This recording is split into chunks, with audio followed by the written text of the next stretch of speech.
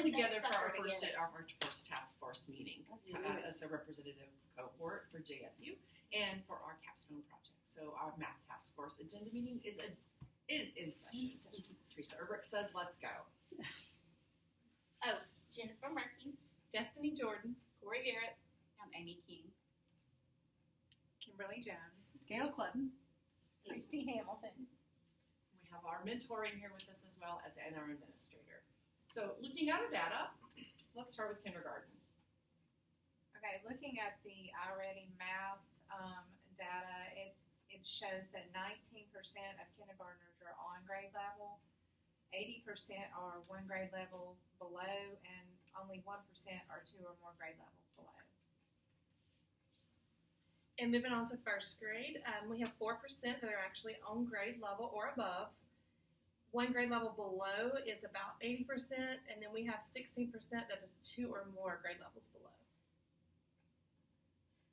for second grade, we have 49% who are on grade level or one above, and 42% who are one below, which put them at first grade.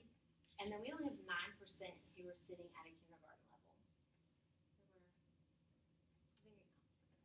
Well, then for third grade, we've got performance series to look at as what we've used for the last several years. And looking at this data, there was an increase in the number of students that were, or actually a decrease in the below average from when they took the test in 2018 and when they took the test in 2019 and in 2020. But then this year, there was an increase in the below average. And so they were making gains, and then this past year they did not. But we know we've got a lot of factors that could go into that. We've got the kids that were on remote. We know we did not start traditional school until October. We had students that were remote and came back because they were not doing well remote. So therefore, there were gaps and holes that they already had, and we were moving on in math. We also are normally departmentalized, and half the year we were self-contained, and we had people that, have not taught math in quite a while, and then, we've talked about our plethora of curriculum problems and how we don't have the consistency. For weeks at a time that were supposed to be in Yes. space and then went home. Yes.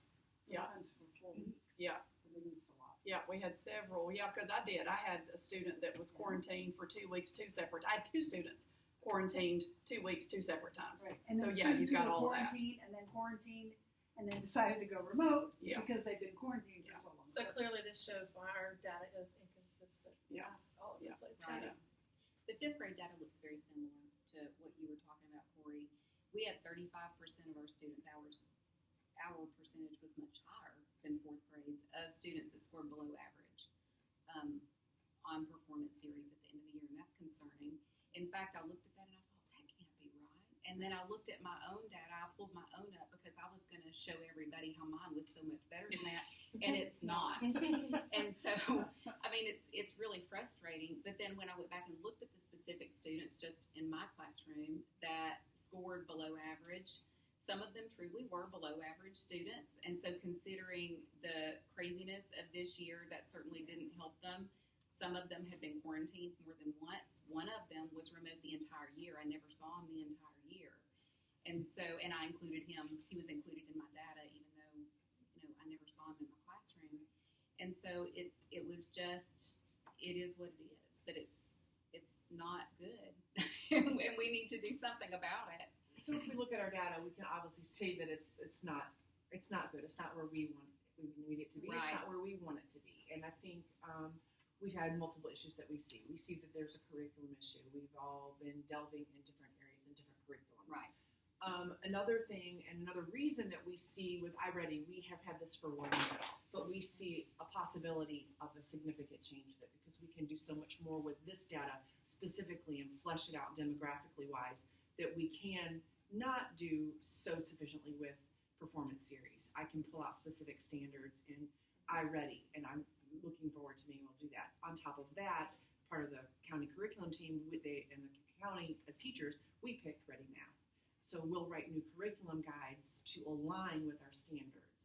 And I think using that shift, everybody on the same page with the same curriculum, we should see gains in our students' ability to compute and achieve better scores. That's a possible solution. And also the idea with the data being, okay, that the older grades were performance series, the younger grades were iReady. There's not a good way to tell I what's didn't what. wanna ask.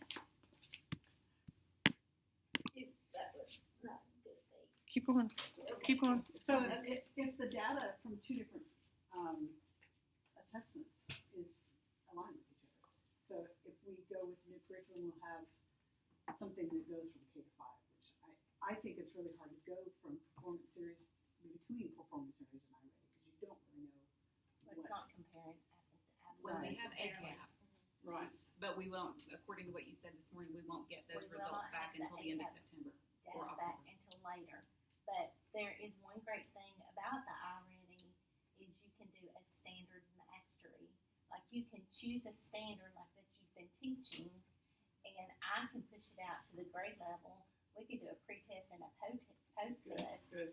and see whether they've mastered it or not. And I think that data will be good to use as well for interventions because you can see exactly who didn't get it and exactly who got it. And piggybacking off what you said, one of the components that when they take a test within the classroom, it will tell me specifically, and that it will say, you didn't get this, it will push out tier 2 instruction or tier 3 instruction for me to give me a pencil paper component as well as dumping it into their electronic learning path. The iReady Math has a lot, and reading too, has a lot of extra resources. So once we delve into that and see where the breakdown is, then you can assign and print out things like Teresa's talking about that can service the tier 2 and tier 3. And I think it's going to be a lot easier for us school-wide